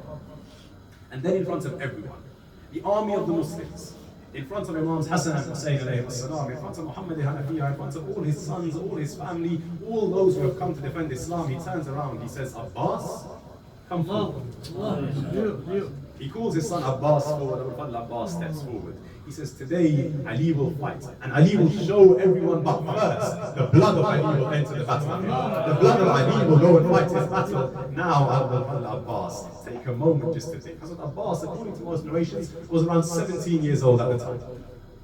Imagine a 17-year-old young man called forward by his father, but his father is not just anyone. His father is the commander of the faithful, the flag bearer of the army of Rasulullah. His father is Amir al-Mu'mineen. Now he's been called forward in front of everybody. Everybody is watching. Imagine the smile on Abbas's face when Amir al-Mu'mineen says, Abbas, today you will fight for me. Imagine how happy Abbas must have been. And if you think Abbas was happy, just think about the smile on the face of Amir al-Mu'mineen himself. Just think about how proud this father was. He says, Abbas, take off your imam. Abu al-Fadl Abbas takes off his imamah, he hands it to Amir al-Mu'mineen. Amir al-Mu'mineen places it to one side. Amir al-Mu'mineen then takes off his own imam. Abbas, take off your abba. As Abbas takes off his abba, hands it to Amir al-Mu'mineen. As Amir al-Mu'mineen, he places it to one side. And then he takes off his own abba. Abbas, take off your qabba, the robe that is worn underneath the abba. As Abbas takes that off. Imam Ali places it to one side. He then takes off his own qabba. Imam Ali, he takes his qadar, he wraps it around the shoulders of Abbas. He ties it up. He then takes the qadar of Abu al-Fadl Abbas. He wears it himself. He takes the abba that was next to him. The abba that belongs to him, he wraps it around the shoulders of Abbas. He takes Abbas's abba, he wraps it around his own shoulders. And now the moment, the crowning, the coronation. When Amir al-Mu'mineen takes his own amama, he picks it up and he places it slowly on the head of Abbas. Now imagine the pride a father must feel in that moment.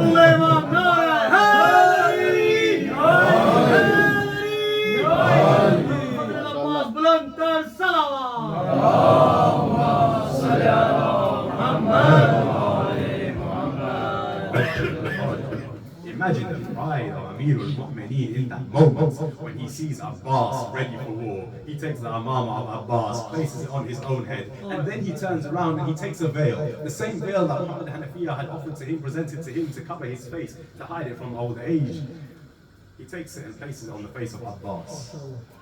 But Abbas, only 17 years old, He does not have to worry about old age. He's a young man. He's in his prime. This is his debut battle. How can anyone think Abbas is too old? As Imam Ali alayhi salam, he says to Abu Fadl Abbas, Abbas, you are my son. Abbas, not only my son, but you are my student. You think Hazrat Abbas learned to fight like that without an apt teacher? You think Hazrat Abbas became the warrior that he was without a teacher to teach him? He had the best of teachers. He had the teacher of Jibreel. He had Amir al-Mu'mineen teaching him the art of war. This is Abbas. Imam Ali says, Abbas, I know when you go to fight your battle, you will send many of the soldiers of the army against Islam to hell. I know you will fight a brave battle. I know you will fight a brilliant battle. Abbas, cover your face with this veil. Why? So you do not become filled with ghurur or takabbur. So you don't become filled with pride or arrogance. I would say, Ya Amir al-Mu'mineen, Abu Fadl Abbas is your student. He is your son. Pride and arrogance aren't the attributes, they aren't the qualities of the family of Rasulullah. And I say family of Rasulullah because Abu Fadl Abbas absolutely was. If Ali considers him his son, then he too is the son of Rasulullah sallallahu alayhi wa sallam. Recite out Salawat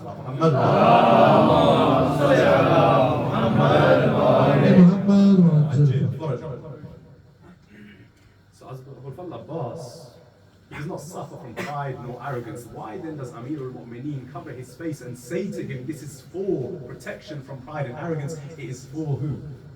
Not for Abbas himself, but for the followers of Abu Fadl Abbas.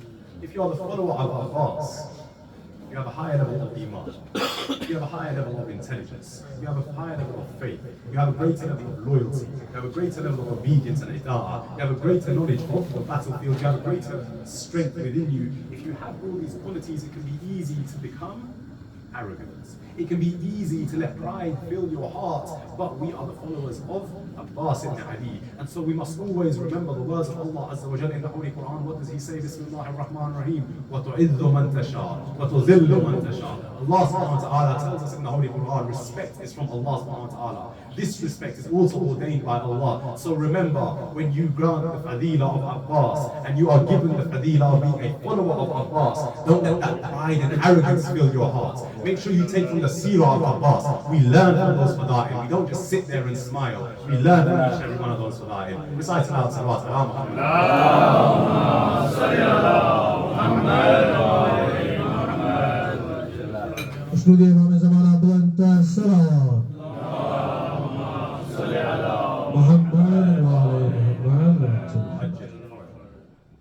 And so Hazrat Abbas rides out towards the battlefield, his face covered. The people see him and they recognize this is a young man. You can see in his height, you can see in the way he moves himself, you can see in his stature, this is a young man, a brave man. He steps forward and the enemies, they turn to a man by the name of Abu Ashar. They say to him, go, defeat the young boy. He laughs. He says, that's a kid. What am I going to do fighting a child? Only 17 years old, I'm a great warrior, I don't need to spend my time with this. He sends his son, Finnar. He sends a second son to fight Abu Fadl Abbas, Finnar. A third son, a fourth son, a fifth son, a sixth son. 7 sons he sends. Abu Fadl Abbas sends them all to the hellfire, sends them all Finnar. Now Abu Ash'ath, with a great anger and a rage within him, he rushes forward. He goes to strike Abu Fadl Abbas as he draws his sword. Finnar. Abbas sends Abu Ash'ath to the hellfire as well. Happy, gleaming, smiling, beaming, Abbas rushes back to Amir al-Mu'mineen. He comes to his father, to his teacher, to his master, to his Molana. Did you see? Did you see my battle? Did you see how I fought? Did you see how I sent them to hell? My heart tells me, this isn't in any of the history books, but my heart says, he's speaking to Amir al-Mu'mineen, but out of the corner of his eye, he must have been looking at Hussein as well. He must have been watching Abu Abdullah as well. Abu Fadl Abbas, he comes to his father, he says to his father, did you see my battle? Did you see how I fought? Amir al-Mu'mineen takes Abbas, he holds him close, he hugs his son. Imagine that moment, and this is where we learn who Abbas truly was. This is where we learn one of the greatest titles of Abu Fadl Abbas, when everybody around is asking, both the armies of Islam and the armies against Islam, they begin to ask, who was this young man? Who was he with his face covered? Amir al-Mu'mineen turns around and he says what? He says, he is my son. He is Abbas. وَهُوَ قَمَرِ بَنِي هَاشِمٍ. And he is the moon of Bani Hashim. Recite aloud, salawat ala Muhammad.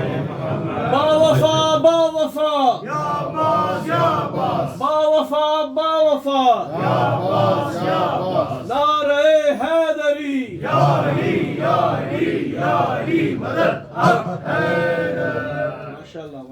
is my Mawla Abbas. Not in my words, but in the words of Amir al-Mu'mineen. This was one of the victories of Hazrat Abbas that I wanted to tell you. I'll tell you another victory of Hazrat Abbas. A great victory, possibly the greatest victory of Abbas. See, Amir al-Mu'mineen was present in the Battle of Siffin. He was there, but he wanted to see Abbas's battle. He wanted to see how Abbas would fight, so he sent Abbas out to fight. In Mecca, and I'm not going towards Masad, in Mecca, Imam Hussein was there, but he wanted to hear the khutbah of Abu al-Fadl Abbas. When Imam Hussein ﷺ realizes that if he stays in Mecca, the armies of Yazid will attack and blood will be spilled in the house of Allah, Imam Hussein decides he will turn his Hajj into an Umrah at a time where the entire Muslim world is coming towards the Kaaba. Abbas is leaving. He turns to Abbas, he says, Abbas, go and tell the people why we are leaving. Go and tell the people why I am moving away from the Kaaba. See, Imam Hussein is there. Imam Hussein can give this khutbah himself. But he wants to hear the words of Abbas. He wants to listen to Abu al-Fadl Abbas. Abu al-Fadl Abbas says, yes, of course, Master. He asks him, which mimbar should I take? Abu Abdullah says, Abbas, take the mimbar which is rightfully yours. Abbas, go and stand atop the Kaaba. Deliver your khutbah from there. Abu al-Fadl Abbas, he goes, he stands atop the Kaaba. In that moment,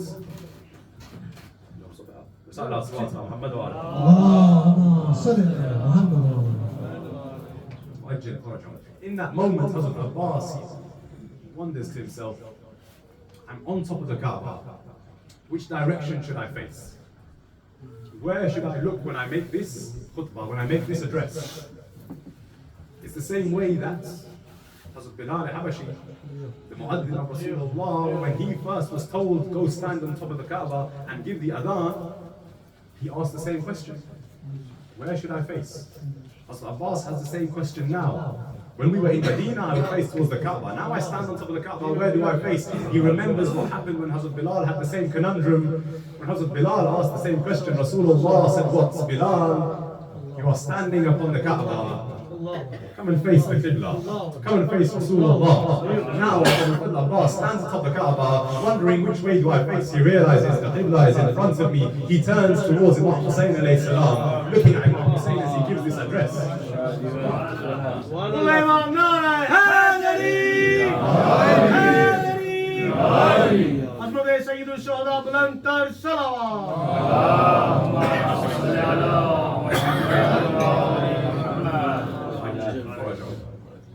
So he faces Imam Hussein, he looks out towards everybody around him, and he delivers an address. Bismillah ar-Rahman ar-Rahim. He begins in the name of Allah subhanahu wa ta'ala, and then he says what?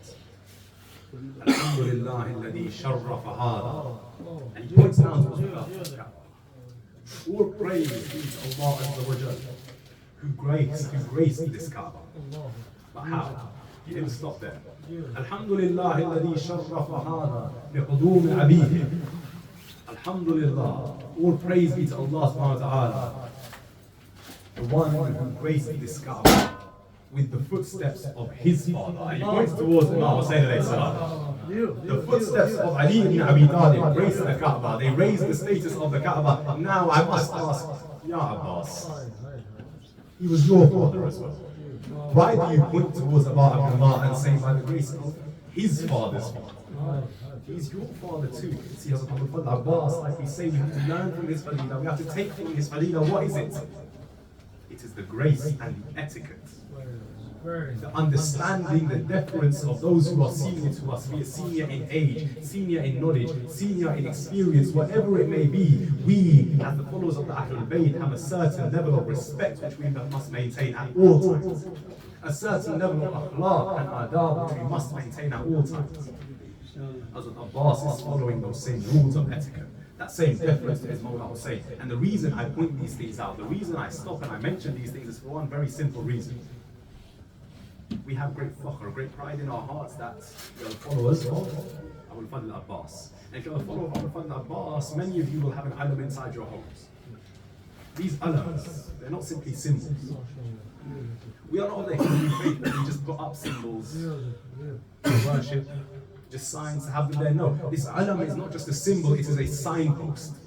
What does a signpost do? It directs you towards something. The same way a minar on top of a mosque tells you there is a mosque here, and alam on top of a household tells you there's a follower of the Abbas. If you have an alam on your house, make sure you are a follower of Abbas, because you are telling the world that is who lives here. That is who occupies this house. In every way you must be a follower of Abbas.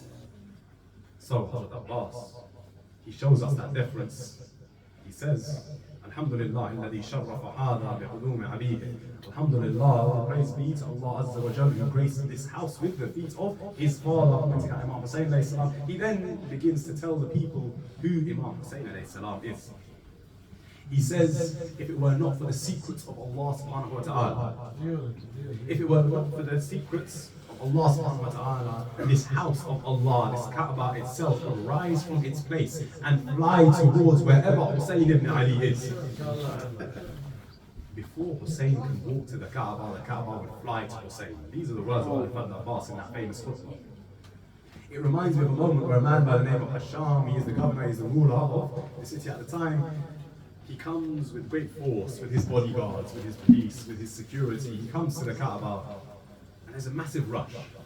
There's loads of people at the Kaaba at the time, so he cannot get close to the Kaaba. So he goes and he sits to one side, and as he sits to one side, he waits for the rush to die down. When the rush dies down, then he will go forward and he will do ziyarah of the Kaaba properly. As he is sitting there, he realizes the rush doesn't seem to be going down, but he sees a man dressed in all white approach the Kaaba. As he approaches the Kaaba, he notices around him there are no bodyguards, there's no security, there's no police, there's no escort, nothing like that. He approaches the Kaaba, and as he approaches the Kaaba, the same way when Nabi Musa approaches the river seems to split in two. He says a path split amongst all the people for this man. He went forward, with ease he touched the Kaaba, with ease he touched Hajar Aswad, with ease he did ziyarah of the Holy Kaaba, the Holy House of Allah subhanahu wa ta'ala. So he asks, or somebody asks him, who is this man? He turns around and he goes, I don't know who this man is. Even though he knew full well who the man was. He turns around and he says, I don't know who this man is. There's a poet, a follower of the Ahlul Bayt alayhi by the name of Farazdak. He sat right there, he turns around and he gives a beautiful response. What does he say? He says, you may not know who this man is, but the Kaaba knows very well who this is.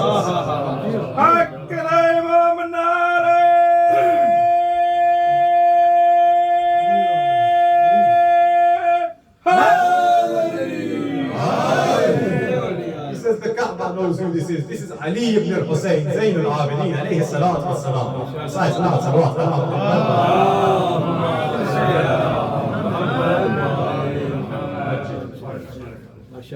They say our fourth Imam, he did not go to do ziyarah of Hajar Aswad.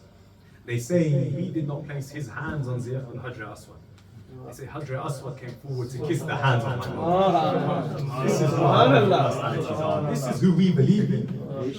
Abbas says if it were not for the secrets of Allah subhanahu wa ta'ala, this Kaaba would stand up and fly towards my Imam before he could come to the Kaaba.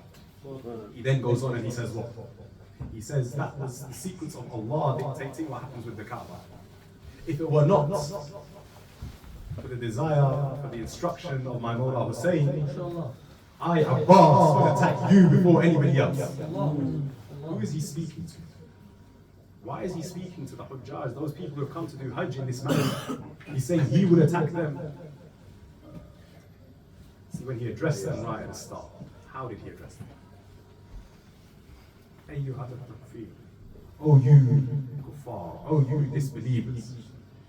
I'll let you draw your own conclusions. I'll just point out two very small things. He's addressed the people by saying, oh you kuffar, oh you disbelievers. He is standing on top of the Kaaba, the holy city of Makkah, the city where it is very famously known all around the globe. The city where there is a sign outside that says, no disbelievers beyond this point. No disbelievers can enter the city of Makkah, let alone go to the holy Kaaba. Abul Fadl Abbas is telling us here, to be a believer in Islam is not just a name you take upon yourself. It is not just something you say when you recite the Shahada, when you recite the Kalima. It is not just words, no. You are accepting an oath. And if you do not abide by that oath, you may have the name Muslim, you may have the name of a Muslim, but you will never be a true Muslim unless you follow the teachings of that Islam. Recite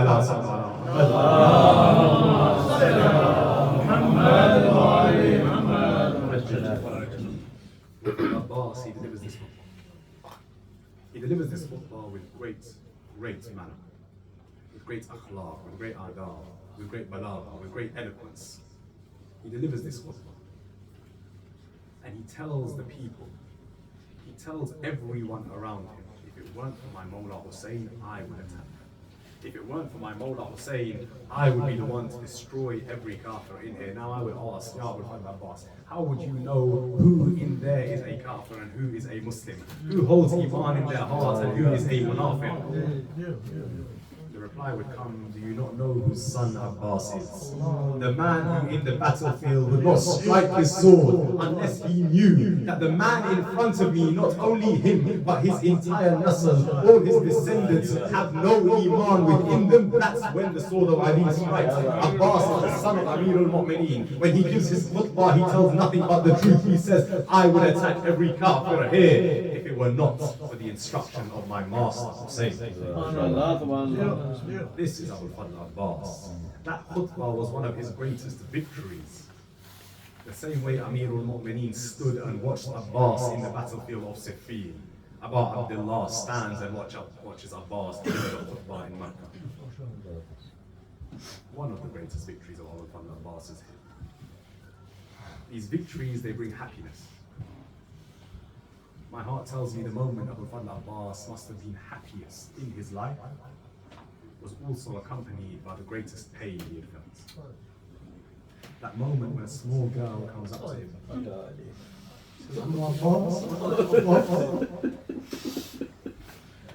The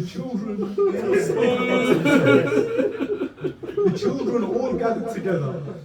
Once they had spoken, they called me forward and they said, Sakina, we have reached the conclusion. Sakina, we have an idea. Sakina, your uncle Abbas has never said no to you. If you ask him for water, surely he will bring it. Why was this the happiest moment of Abbas's life?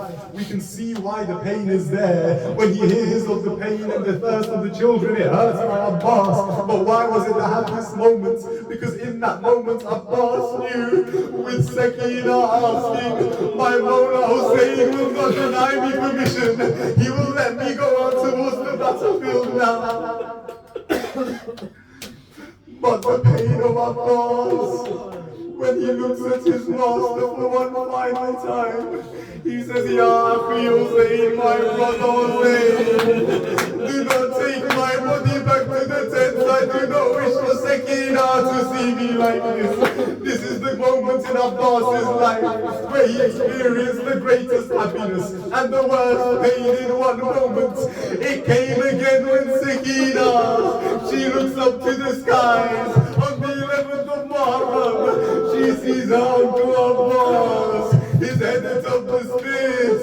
She calls out, Abbas, Irjai, return to me.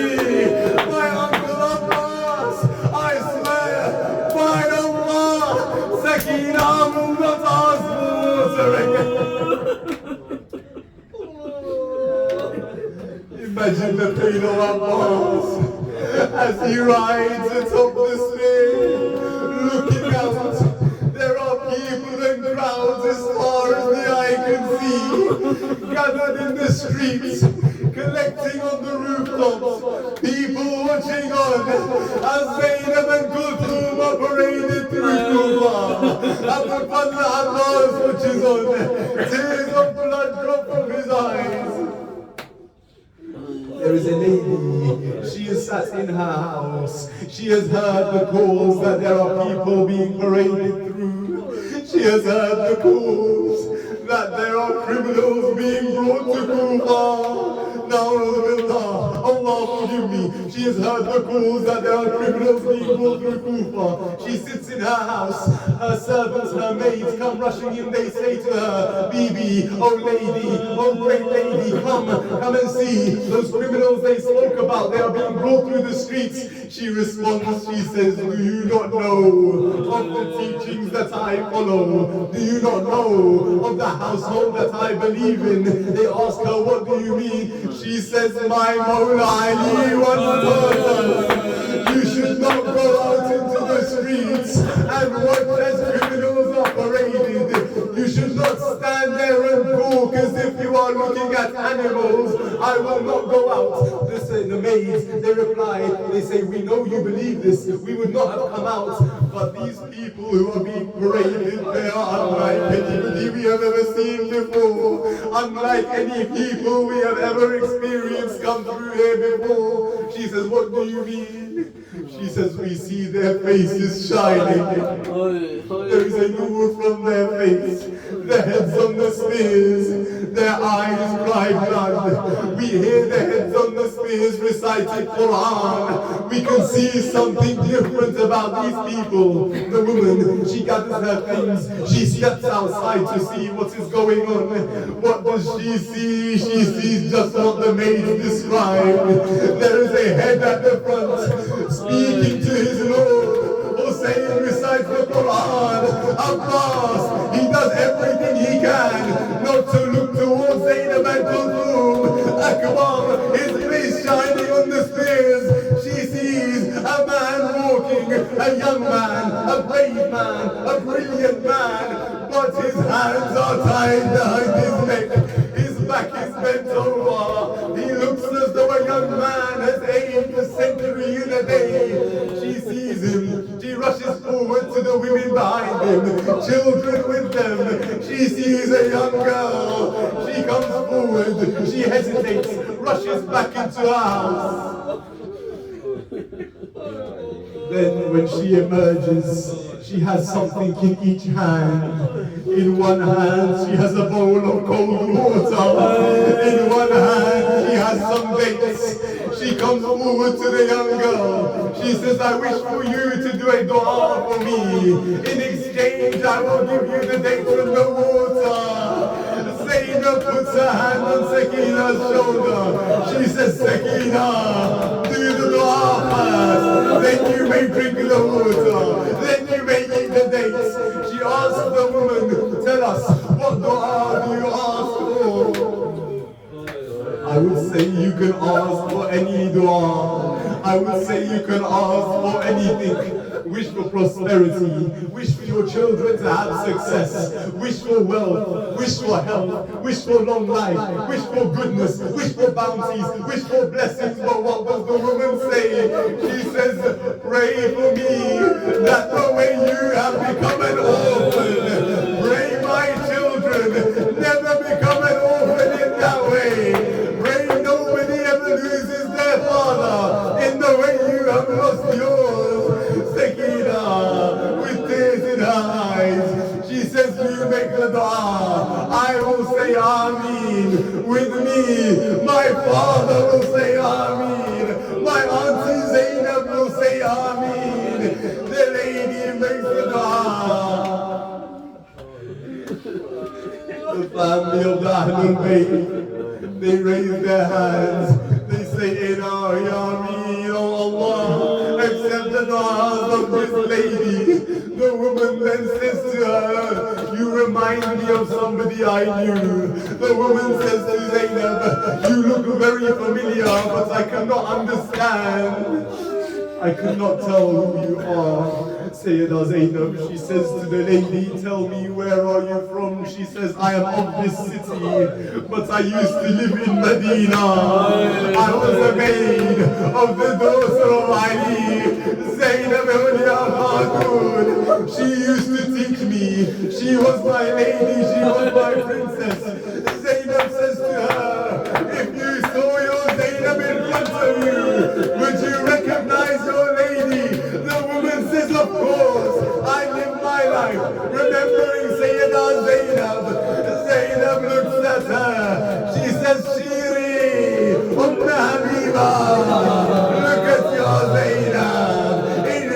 love you in Kufa. Bibi Habiba, she begins to cry, she begins to weep. She says, no, you could not be my lady Zainab. You could not be the princess. Zainab says, why? Bibi Habiba says to her, you could not be my lady Zainab. There are a few things I remember very distinctly about that princess. I remember them very distinctly about Lady Zainab. The first of them is this. Zainab would not be able to live had she been separated from her Hussein. Your Hussein is not here, so how can you be Zainab? Zainab responds, Habiba, did you not hear the Quran? Atop the stairs in Kufa, there is my Hussein. Habiba responds, she says, no, there is another thing, there is another. She says, what? She says, my Hussein could never be hurt as long as his Abbas was with him. Abbas, in that khutbah we spoke about, he said something at the end of the khutbah. What was it? He said to the kuffar, you are under the same misunderstanding that the Quraysh were under. He says you have the same misunderstanding the Quraysh had. What was that misunderstanding? The Quraysh thought they could kill Rasulullah. You think you can kill Hussein? What they did not realize is they cannot kill Rasulullah. So long as Ali stands beside him, you will not kill Hussein for as long as his Abbas is with him. If Hussein can recite Quran in this moment, if Hussein can speak in this moment in Kufa, then believe you me, Abbas can hear what is being said. Abbas can hear Habiba saying, while Abbas is present, Hussein cannot be hurt. My heart tells me the eyes of Abbas must have shed more blood in that moment than the entire streets of Kufa. Habiba then begins to ask about the family of Ahlul Bayt. She says, my Mawla Hussein had a son by the name of Zain al-Abidin. Where is he? Zainab points, she says, Zain al-Abidin is there.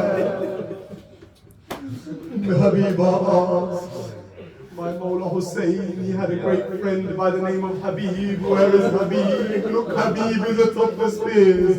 One by one, Habiba asks and asks and asks, until the point comes where she is about to ask, my Mawla Hussein, he had a son by the name of Ali ibn Akbar. Before Habiba can ask, Zainab stops her. She says, Habiba, don't take his name in front of Sakina. She misses her brother very much, but my heart tells me Zainab, under the guise of protecting Sakina, must have been protecting her own heart.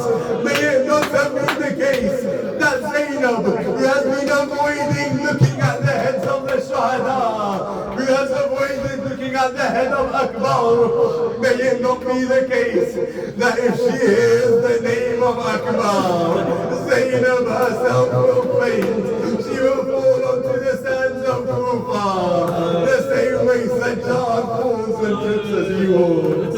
ألا لعنة الله على قوم الظالمين فسيعلم الذين ظلموا أي منقلب ينقلبون. We raise our hands in prayers, we pray to Allah. Oh Allah, all mu'mineen around the world who are suffering from ill health, grant them complete shifa.